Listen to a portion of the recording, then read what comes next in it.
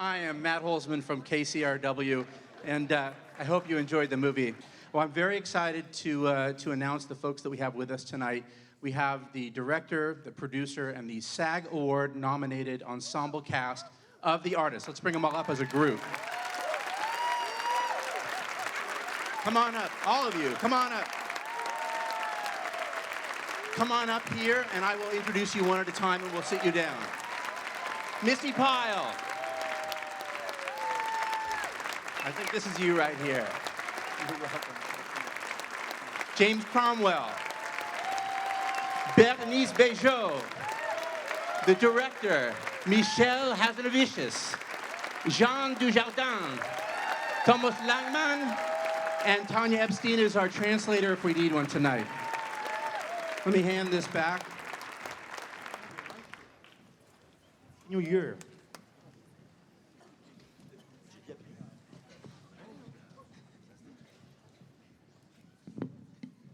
Thank you. This is exciting. Is it exciting for you? Yes. It's exciting for me. You know, I want to ask you a question, and maybe we'll just start with Michel. The last scene, where in sequence did you shoot that last scene? Did you shoot it first, last, or in between? The last scene in the movie where they dance and you actually hear them speak. Yeah. Where did you shoot that in sequence? Was that early on in the shooting or late? No, it was one of the last sequence we shot in the schedule. And I just want to know from Bérénice and Jean, did it feel good that you actually were able to speak and there was sound? Was it different? I don't speak in that scene. That's true, you don't. That's Very true. bad start. No, he speaks. That's Jean. true. Jean I was breathe. Yeah.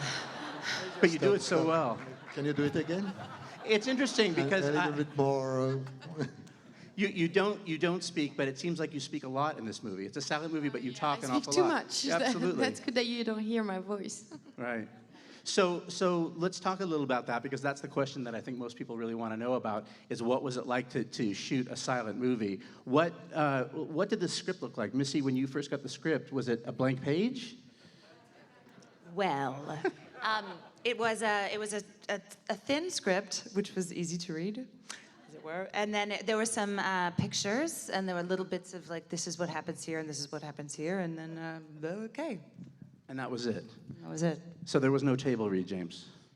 No. A lot of pantomime. It took a minute. James had a different script sent to him. Yeah, it came in it was beautifully presented on very heavy paper, and it was a short story. I mean, it was the story of the film. It had dialogue pieces in it, and it had wonderful photographs of Bérénice and Jean in the period in costume, set in LA, so you got a real sense about what the picture was going to look like. Yeah. And that the focus, the intention of it was that there was a narrative, there was a story, and it was clear as a bell. And you believed without words that this story would be able to be communicated to the audience? No, it took some words, actually, to convince me. Some angry words? Yeah. No, some no anger. Michel? Some words and some pizza. I understand. Okay. If you want to hire James Cromwell, you come with pizza. You have to feed him. It's good to know. It's a little bit like vegan pizza. Yeah. I was going to say.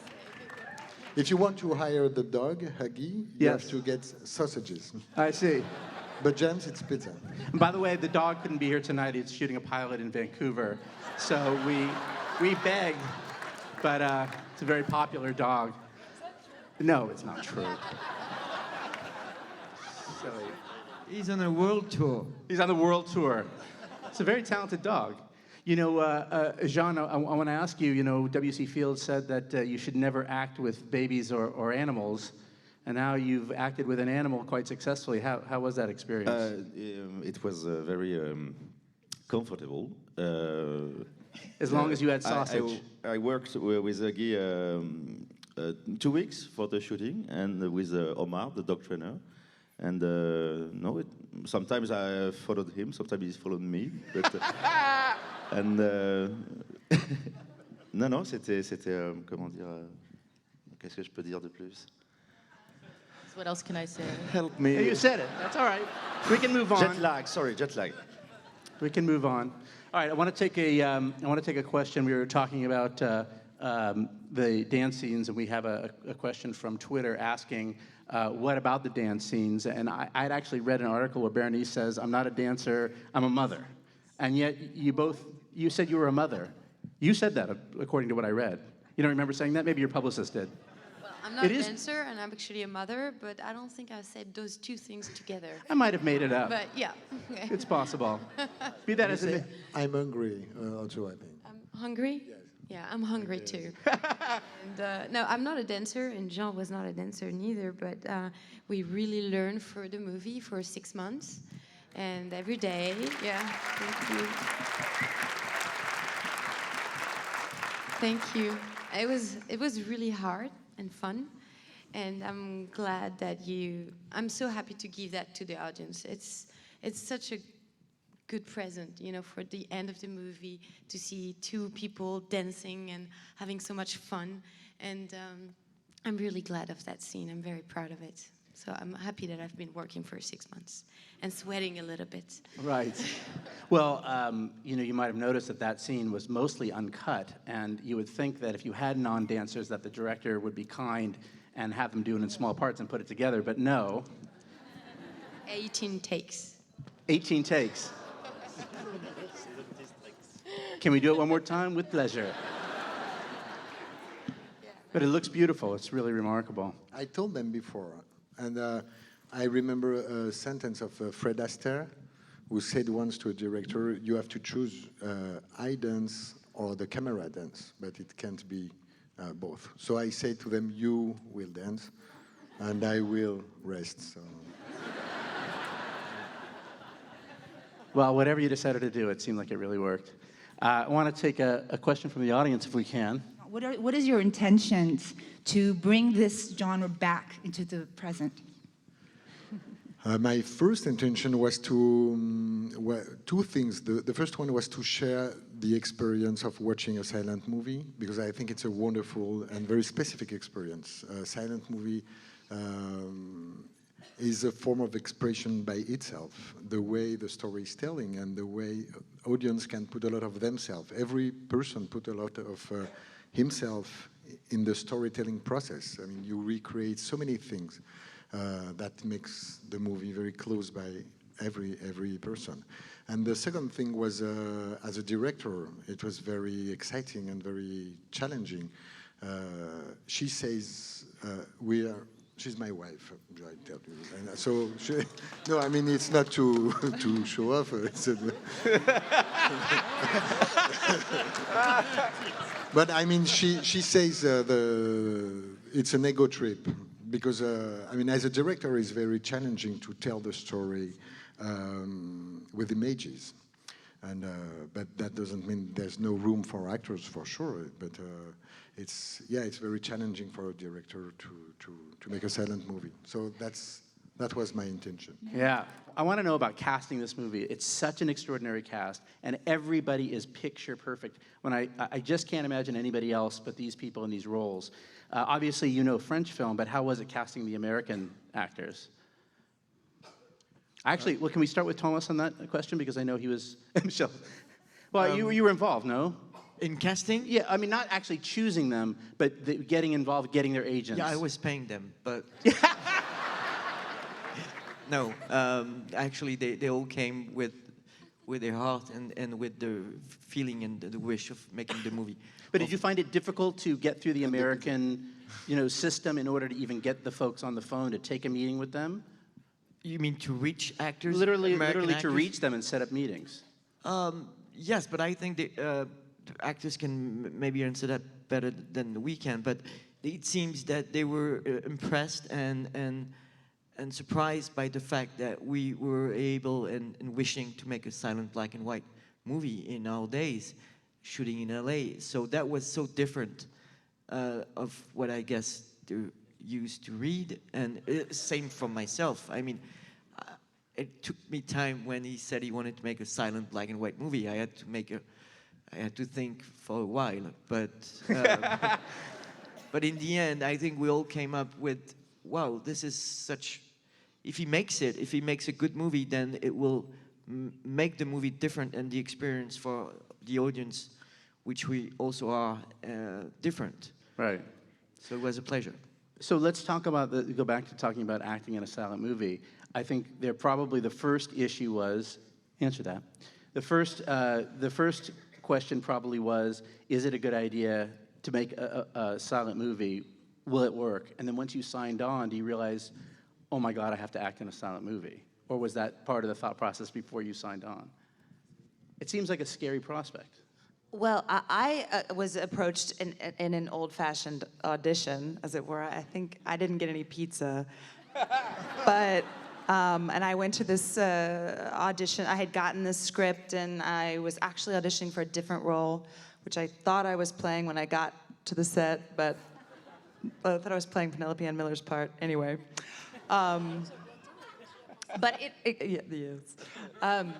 I think it's very similar. Obviously, I mean, the acting within the film, like when John and I are in the movie as actors, obviously that's you approach that a little bit differently, like a silent film. But the rest of it, I think you have to approach it as if you're in any kind of film. Otherwise, it wouldn't be truthful, you know. So. Right, I think that must have been a fear of all the actors, that you were going to be forced to do this extremely physical acting, and it was going to be over the top and very melodramatic, but it's absolutely not. I don't think so. And what was actually kind of interesting is that it's really liberating because you don't have to memorize any words, you know. So when they say action or I don't know, action, and actually in the very beginning, I don't know, the first day of shooting, there was music playing. You know, like, and that was kind of incredible, like, you know, as you say, action, and there's this silent film music kind of score playing, and on some level, it really isn't that daunting. It's just kind of doing what you do, but... There wasn't, James, was there never a moment of after you had signed on to say, what in God's name have I accepted to do? No, I don't think so. You say that to begin with when your agent tells you that somebody has offered you a black and white silent film. You say, somebody has to be nuts, which is part of the attraction of why you would read it in the first place. Right. But you know, you have to always put your trust in the artist. You have to. I mean, it can't be explained. You can't be satisfied that it's going to work because you don't know that in any picture. You take you know the people who are involved and you know the script, but it's still a crapshoot. Right. This had a higher level of risk in it, but I'm not risk averse, and it wasn't my risk. Right. So somebody else was going to take a beating. Yeah. But you know, it was, I mean, in a way, you're a man, you're a very imposing figure. You're known for playing senators and presidents and cardinals and police captains. And chauffeurs. And chauffeurs. But in this case in particular, you are really playing a role of somebody who's, well, not only are you playing a support person, but you don't speak, you know, so it seems like it's a different role for you. No, actually, that's not true. We do speak. Actually, the film, for all of us at some point, it's a film. You talk, you have lines, you say things to people, you hear what they say. It's not a silent film. It's the recording of it, that the story is not told through the dialogue. So the difference is that you know your dialogue is not the really important part of it. I know people in the audience are reading the lips, but actually the narrative, not the plot, because the plot's fairly simple, but the narrative is being told by what's in the frame. And your body and your face and your gestures are part of that narration. You are conveying this. So instead of having to rely on the inflection of your words, you have to do it through your intentionality and sort of the control and the trust that you have to have, because you can't see this.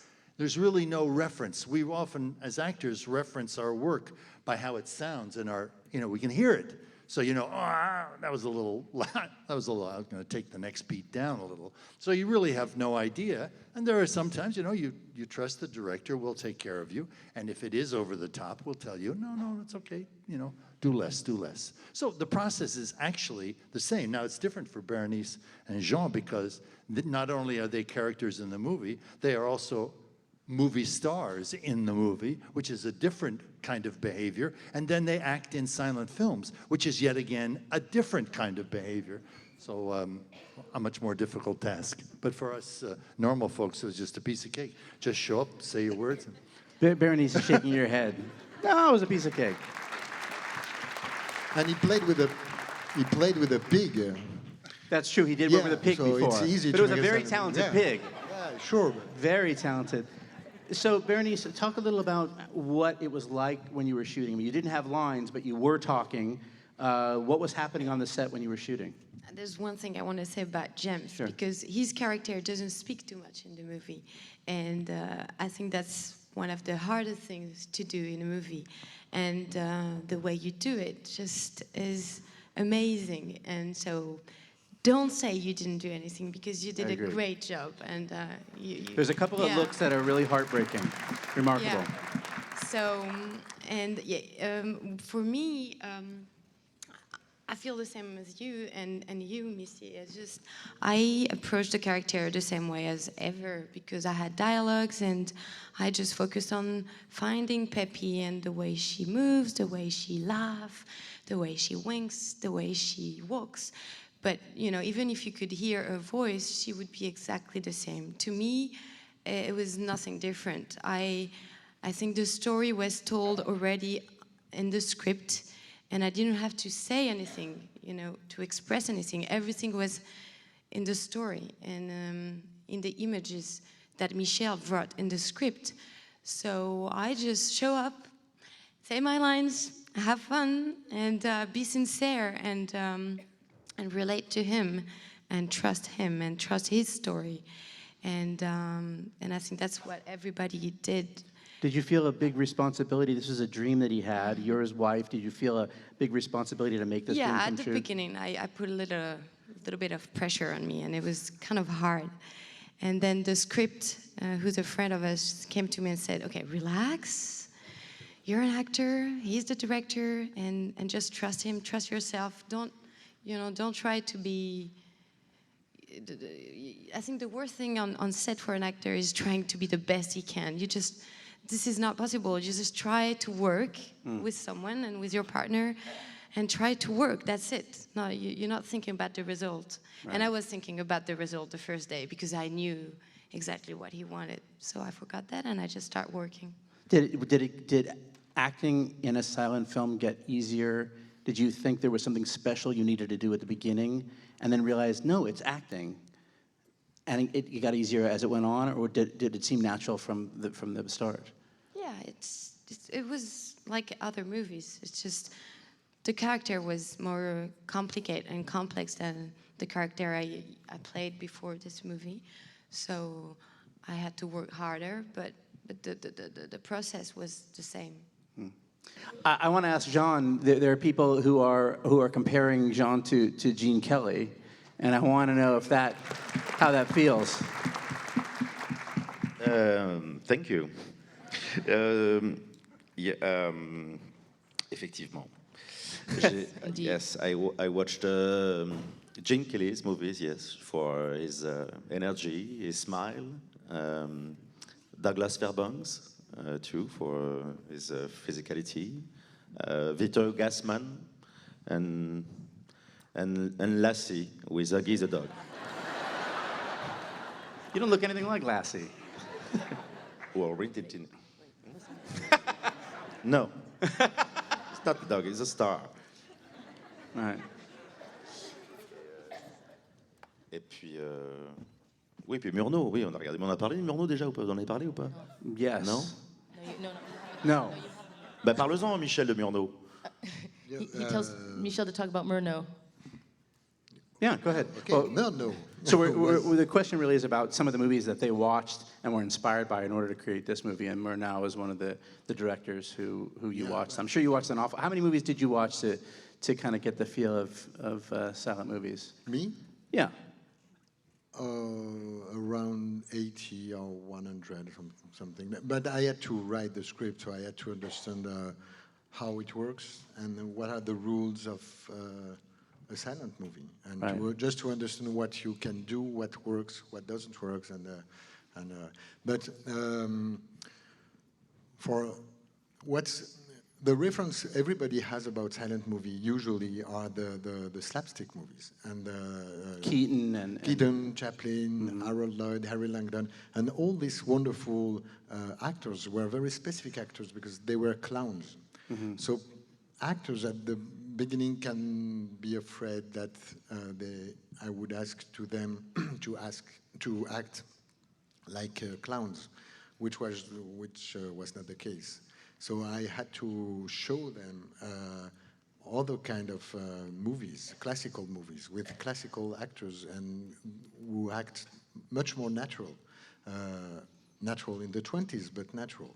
And so the Murnau's movie, the Borzegui's movie, the King Vidor's movie, The Crowd, for example, which is really, you can watch it like, it aged very well because the acting is very natural and the storytelling is very modern.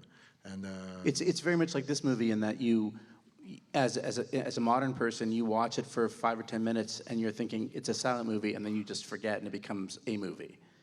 Yeah, because I think when it's about characters and when people, human being, and if the story is well told, you don't really care about 3D, 2D, black and white. When you watch a black and white movie, you don't care about black and white, and it's not the reality. It doesn't ape the reality. It's a transcription, and it's exactly the same, except that I think you're much more involved in the storytelling process because you have to put a lot of yourself. So. Thank you.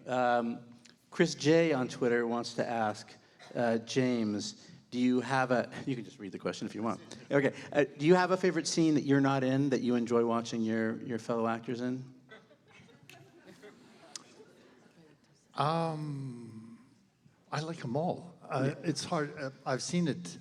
I just saw it for the 7th time in New York. It's great when you see it more than once. You begin to notice the elegance of the way the story is told, and how all the little details, the marquees on the movie theaters, his guardian angel, and there's one about an actor, and it resonates. And I think even subconsciously, all of that information permeates and creates a texture to the movie that we really don't often get, because a director in a dialogue film is, of course, focusing on the close-up to do the dialogue, understanding that the story is being told by the dialogue, and he simply has to worry about the car chases and the explosions.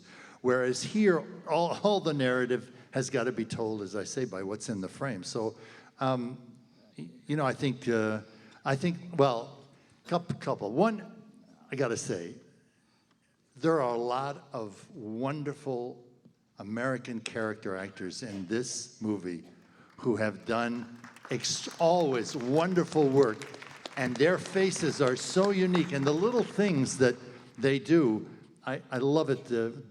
It's Basil who does the auctioneer. The auctioneer. Oh, he's fantastic. And as he says to Jean, "It's over. You've sold everything," and Jean sort of nods and starts to turn, and the weight of it gets to the character, and his face drops. Or the way the doctor and the nurse look at her. I know you said that they were supposed to look at Bérénice as though she was a magnificent piece of pastry, but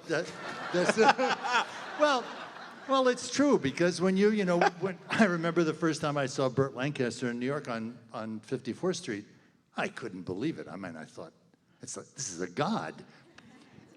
It's just another, and that's the way it used to be in the movies, because they weren't just ordinary folks getting in trouble. It was they were unique, and I must say the faces are extraordinary.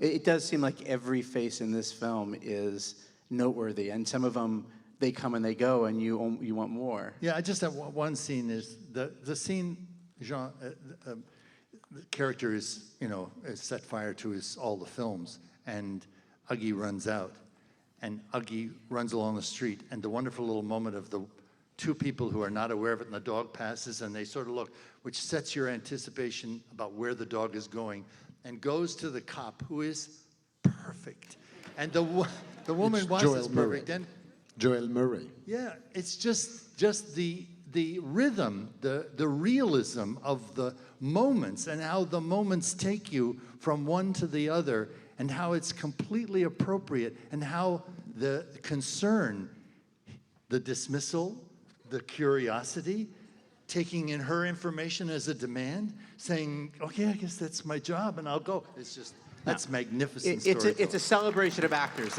of acting. Absolutely. Yeah. I agree with that.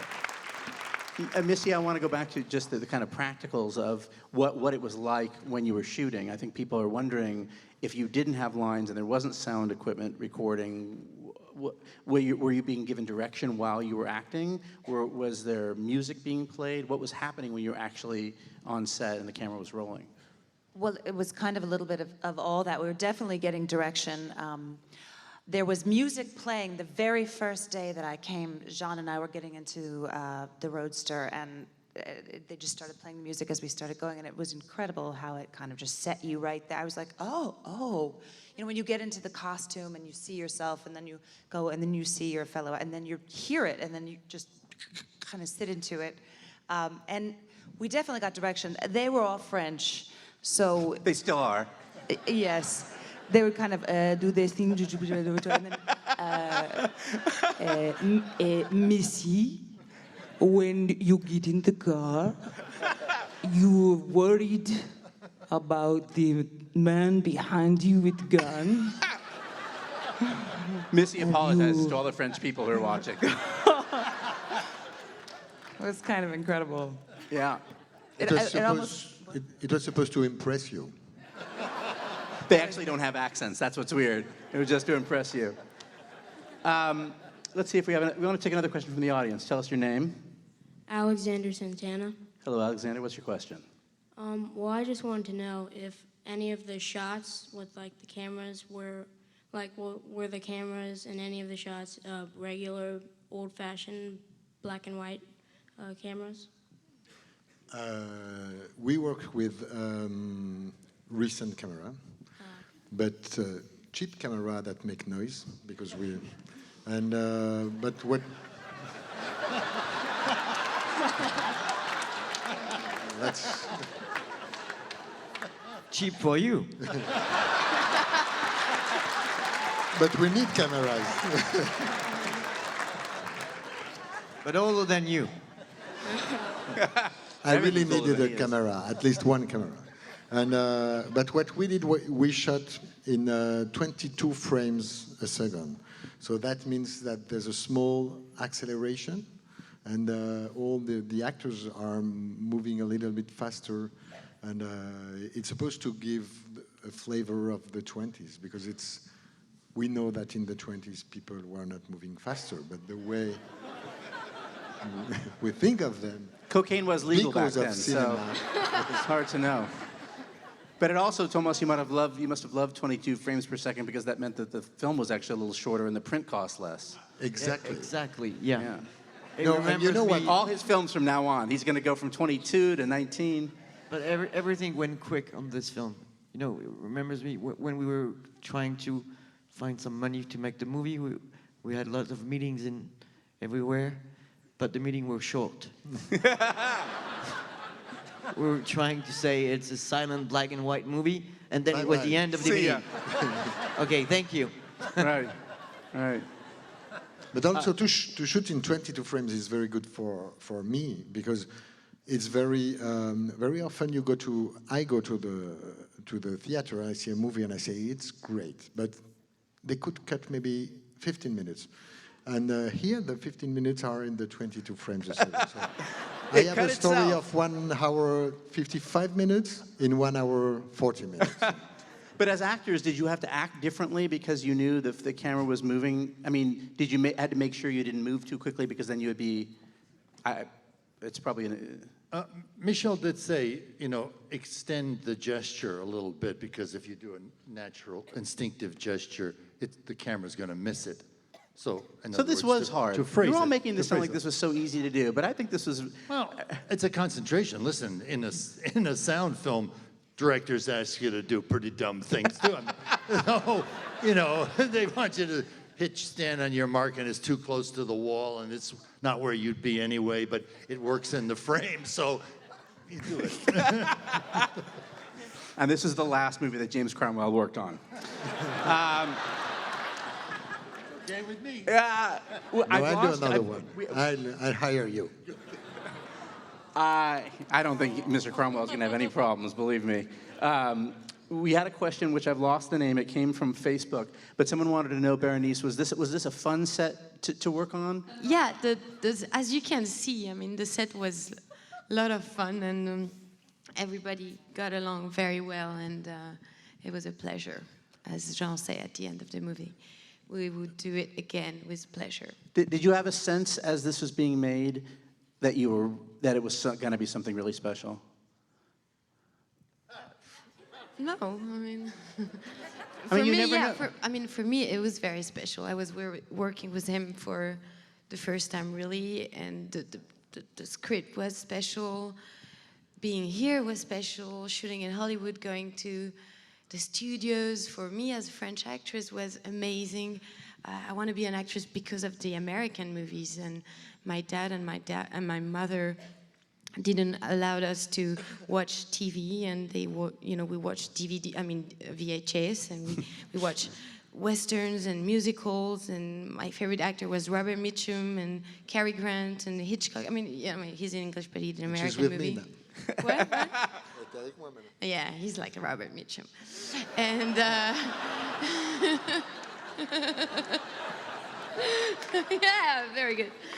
Sorry, but I knew it was a once-in-a-lifetime experience. Well, one of the things that Michel said about the movie is that you don't want to get caught up in the mood of the set, because the mood of the set is not the mood of the movie. And I don't know if you felt like you were having such a good time. Maybe you shouldn't be having such a good time because it wouldn't translate. Or does that make any sense at all, James? No, not for me. The music does help a lot because so music was being played while you were shooting. That actually sort of sets the context of the scene. You sort of know where to pitch it. And this, by the way, this is not the music that you hear in the movie, which was composed after it was Well, shot. some of it. Some of it. Was. The vertigo. Some of the music. We had the piano theme. We had it for the shooting. Yeah. Oh, okay. And there's any really good director in the way he sets a scene up and the rhythm of the setup and the way the shots are done and how you rehearse it sort of insinuates what he wants out of it. You don't actually have to tell actors. They sort of suss it and so it was serious. I remember the first time I came on the set just to visit. They were doing the scene where Jean comes out of the producer's office and all the writers and producers or directors who are there in the advent of sound are sitting in the waiting room waiting to go back in. I don't know. I think I've seen a photograph that's incredibly similar to that. Yeah. That was the era that my father came, when he came to Hollywood, just at that time, doing that. And I looked at it and I thought, it's perfect. It's perfect. Yeah. It just looks perfect. So you know that if that's what's being photographed, then of course it's it's going to be a very unique and perfect is the wrong word, but you get a good feeling about things. Convincing verisimilitude of what it is like to make those kind of pictures. Right. Jean, I wanted to ask you, and we'll take some more questions. I'll take your question in just a moment. But is it true that shooting this film was the first time you had come to Los Angeles? Yes. We got that. Who are you? Oui. C'était la première fois, oui, en tant qu'acteur et en tant que touriste, oui, Yes. je découvrais tout. It was the first time as an actor and as a tourist that he came to LA. They say that for an actor, when you finally put the makeup and the costume on, it really helps you get into the character. And I think for this film, old Los Angeles, was really one of the characters in the movie. And I'm just wondering, when he showed up and he was in a Mary Pickford house, or he was at Paramount Studios, whether just being in those surroundings, especially because he'd never been in LA before, whether that just really helped him be the character. Effectivement, oui, tout m'a aidé, comment dire, les vieux théâtres à downtown. Yes, everything helped me. The old theaters downtown. Le fait de vivre 2-3 mois à Los Feliz dans une grande maison tout seul. And living in Los Feliz for 2-3 months by himself. Un peu comme le personnage de Georges Valentin. A little bit like his character, George Valentine. Mais tout m'apportait effectivement les costumes de Mark Bridge. And Mark Bridges' costumes also. Et puis les figurants autour, effectivement, qui donnaient beaucoup de crédit à mon personnage, quoi. And all the extras gave. Il y a une énergie en fait à Hollywood qui était assez étonnante, quoi. Et je me suis amusé tous les jours, quoi. Mais en plus parce que Michel m'a fait ce cadeau-là aussi, quoi. And the Ah, sorry. And the extras gave a lot of Yeah, credibility to the role, the energy in Hollywood, and also, of course, Michel. Was it what you thought it was going to be? Was Hollywood what you thought it was going to be? Non, je savais pas du tout. Je m'attendais à... J'avais une image des films, en fait, quoi. Voilà, c'est tout. Expectations more from movies than anything. Mais non, j'ai découvert vraiment des pros, que ce soit pour le maquillage, pour les costumes, pour tout. Tout m'apportait, quoi, c'est vrai. Everything and everyone was incredibly professional. The makeup, costumes, everybody. Mais surtout, c'est que j'étais vraiment en confiance avec Michel, quoi, et Bérénice, quoi. C'est surtout ça qui était très important, c'était de se retrouver sur ce projet-là ensemble. And especially being with Bérénice and Michel and trusting them and working with them again. Parce que le film a été fait en 35 jours et il fallait bien se connaître aussi, donc on a gagné du temps aussi. Because they shot in 35 days, so it really helped knowing and having that complicity with Michel and Bérénice. Nico D is left up us a question from Facebook. Wants to ask Missi, just any fun anecdotes from being on the set? It looks like it was fun. It was a very fun set to be on. I actually, when I got there, of course, I don't speak French very well at all. And I spent a lot of time with Jean in this car, and I don't think much of it even made it into the film, but we drove around, and he was driving this roadster, and it was terrifying. Because there were like two controls, and there was a camera on top, and I didn't have really any way to communicate with him because he didn't speak much English. And so someone had given me a dirty French phrase book. So I would just, every once in a while, I would throw out. C'était quoi la phrase? Okay, repeat. Remember the dirty French phrase book? Yeah. Yeah. Please, come on. No, but do you remember the dirty French? Yes, I remember. So You don't want to were sit? receptive. Come on, Missi. nobody speaks French. What? The phrases? You want me to say them? Yes, please. You can say whatever you want. I wish I I don't remember that. I can't remember them. Oh. Tell us about what you remember There was exactly. something about, do you want something on your face so that you fill in that? All right, another question from the audience. You're welcome. Let's move on. Wonderful job, everyone. And also to the actor who wasn't seen but was heard throughout was the composer, really amazing, who tempoed the music to the dog running. I mean, really extraordinary. My question is for anybody on the panel who has an inkling to answer. I would love to hear it from a couple from you. But what do you think is the allegory, the moral, the metaphor in this movie for us today in the entertainment business? For me, there's a lot of metaphor on small things. It's there's maybe something about silence. I mean, in the real life, but is that funny?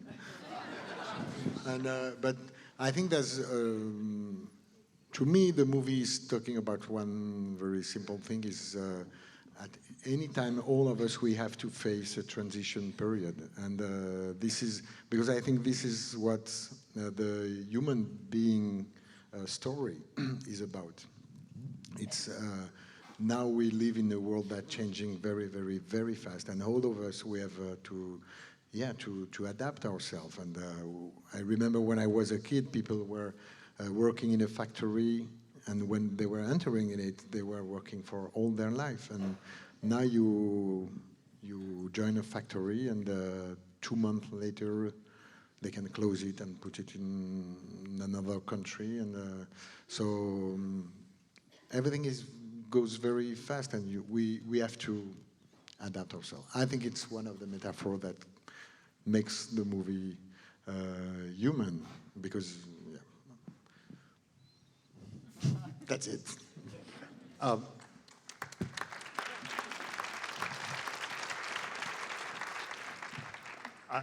In the title of the picture is not called the actor, and it's not called the star, it's called the artist, of which we all are, but especially Michel is the artist. And my teacher, Milton Katselas, had an expression, dare to be an artist. Especially in this day and age, the courage it takes for Thomas and Michel to believe in this project, that this can be told, that there is a way to reach an audience, and it can be done and it can be successful, is the courage that it takes as an artist to think outside the box that we have been given, that there is only one way to tell a story, there's only one way to exist in this arena, which is as a product, that really what we're here is selling entertainment to an audience in order to create profit for large corporations, where this is a work of art by somebody with a vision and a lot of people who supported it. And I think that's the...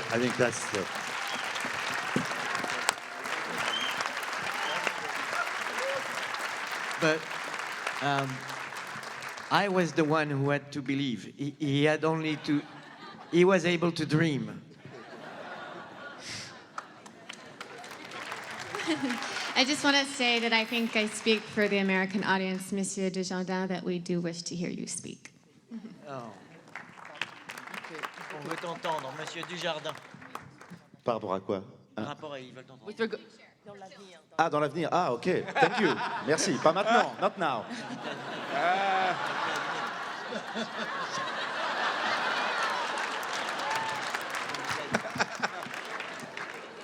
Another question from the audience? Do we have one more? I was wondering, when you were storyboarding the movie, did you have like the overall theme of the movie all down, or did it go through a lot of transitions throughout the creation of the film?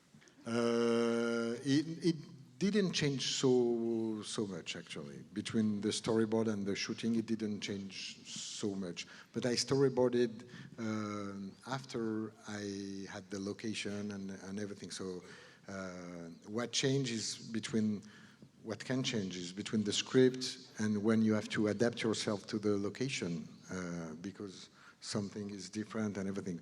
But we had to shoot the movie very quickly. So we could not improvise too much. And when I was writing the script, a lot of the shots were already drawn because I had to write it with the images without words, so it helped. We have a question from it's our last question from Facebook for Bérénice, who, I think it was Stacy. Yeah, Stacy on Twitter actually wants to ask Bérénice, what inspired you to become an actor in the first place? Why did you decide to become an actress? An actor?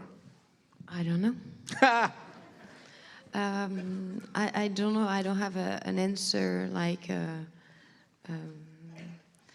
I grew up with a sister who's 1 year younger than me, and we had the exact same education, and she's not an actress. And why I'm an actress and she's not, having the same education, watching the same movies, having the same parents, I don't know. It's something that you can't really, I can't really explain.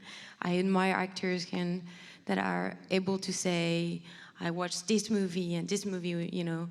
I think I just loved being in where you are, actually, more than here right now. And I love watching movies, and I cry. I cried in the plane watching the movie earlier today. I'm like, everybody's looking at me. I just love movies, and I love stories, and they change my life, my point of views, and I travel, and I don't know. And one day I said to my parents, I want to give that to people. I want to be in the screen, so I give that kind of emotion that I feel when I see a movie. But really, I don't know. I love I love that. You know, I love movies. Oh, well, Yeah. I'm glad you decided to become an actress. I think I speak for everybody here. And I want to say to Michel, thank you for creating an incredible movie, for Thomas to helping make the vision a reality, to Missi, to James, to Bérénice, and to Jean, an extraordinary cast, an extraordinary film. To you. Thank you. Thank you. Thank you.